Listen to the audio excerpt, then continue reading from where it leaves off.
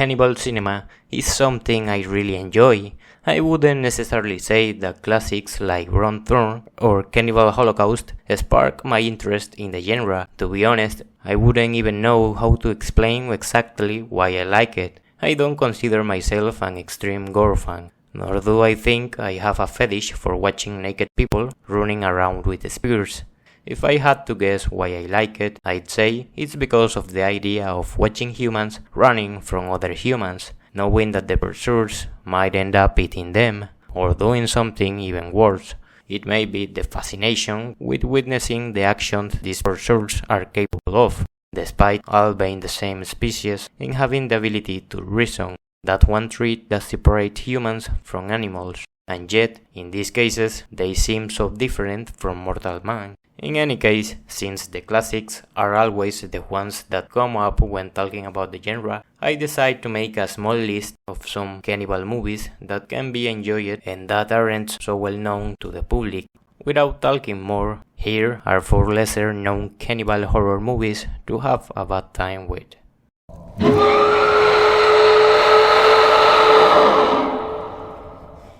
Dying Breed is a 2008 horror movie that, honestly, I think is a hidden gem within the cannibal horror genre. The story follows a group of friends who travel deep into Tasmania, hoping to find the famous Tasmanian tiger, an animal that's supposed to be extinct. But, as always happens in horror, things don't exactly go as planned. As they venture into those densely populated and isolated forests, they start to realize they're not alone. The locals aren't just strange. They're hiding some very dark secrets that go back centuries. Turns out, they are basically descendants of one of the most fierce criminals in Australia's history, and they keep some traditions alive, including cannibalism. The movie itself doesn't rely too much on over-the-top gore. From the moment the characters set foot in the town, you can tell there's something off. The way the locals act, like they know something you don't. It all builds up to make you feel unsafe the entire time the story unfolds. If you're looking for a movie that keeps you in a constant state of unease, Dying Breed is an excellent choice.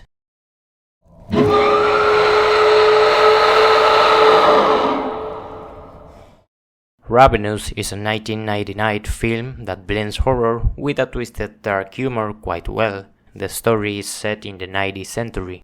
During the westward expansion in the United States, we follow an army captain who, after an act of cowardice in battle, is transferred to a remote fort in the Sierra Nevada mountains as punishment. Everything seems calm until a strange, nearly dying man arrives telling a disturbing story. A group of settlers was trapped in a cave during the winter and pushed to the brink by hunger. They ended up eating each other.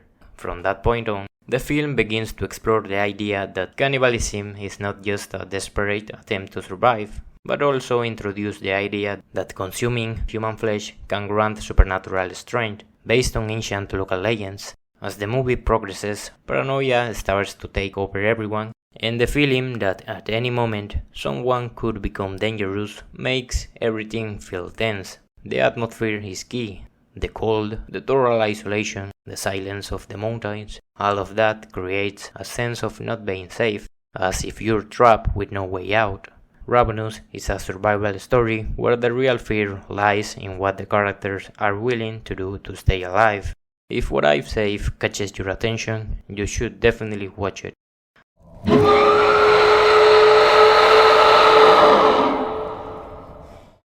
The Green Inferno is a 2013 horror film that takes the cannibal genre to a whole new level. The story follows a group of college students who travel to the Amazon rainforest to protest against the destruction of indigenous lands by a powerful corporation. But things go terribly wrong when their plane crashes and they end up stranded in the middle of the jungle, right in the territory of a terrifying cannibalistic tribe. What begins as a well-intentioned activist mission quickly turns into a nightmare when the group realizes they're being hunted and killed by the very people they thought they were helping. The brutality and violence with the tribe's horrifying customs at the center places the film firmly in the unsettling image of cannibalism, offering a truly disturbing portrayal. For those who enjoy movies that push the limit of gore, The Green Inferno is definitely a film you should watch, but be warned, not for sensitive stomachs.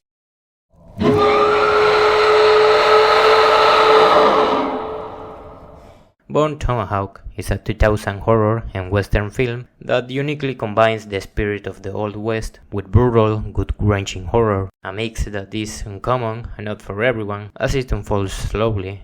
The story takes place in 1890 in a small town called Break Hope. A group of people is forced to form a rescue expedition when a couple is kidnapped by a cannibal tribe known as the Troglodytes. The town sheriff leads the group, which includes his loyal deputy, an injured cowboy, and a mysterious gunslinger.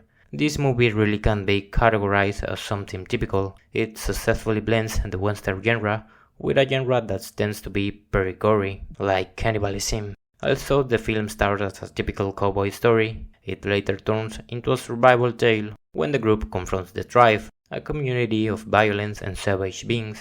As they venture deeper into hostile territory, the danger intensifies, and that feeling of unease begins to creep in, knowing that the characters shouldn't enter a certain place, but ends up doing so anyway. Cowboys versus cannibals killing each other. Bone Tomahawk is a movie you should definitely watch if you like what you've heard.